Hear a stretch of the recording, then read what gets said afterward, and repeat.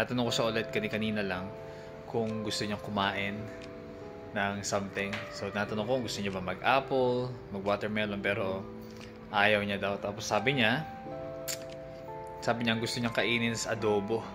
So yan, imbis na mamaya-maya pa ako magluluto ng adobo, nagluto na ako ngayon, no, kasi para makakain sana siya. 10:30, he's actually eating. And so at least he is eating and drinking water. Meron pa rin siyang lagnat, 38 pa rin, something.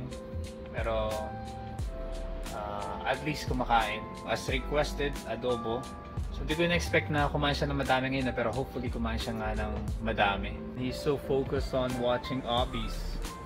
Bro, nagsalita lang siya nung may sinasabi siya about dun sa may game na pinapanood niya eh.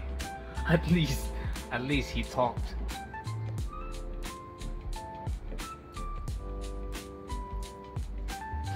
I don't know, for some reason, parang hindi may effect yung gamot. Kahit na nag-take siya ng paracetamol. 38 pa rin yung reading. So,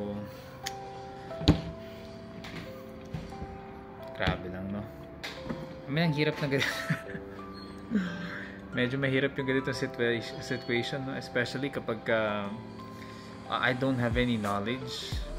Hindi ko alam kung normal ba yun or ano. Medyo ano na rin yung aking ulo, no? Parang kailangan ko na rin matulog kasi 3 hours na yung tulog ko kagabi. So, this is the only time I could actually do this.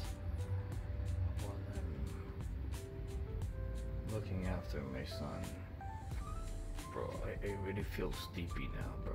But I still have to keep watch. And always wash him every now and then para hindi siya masyadong uminit.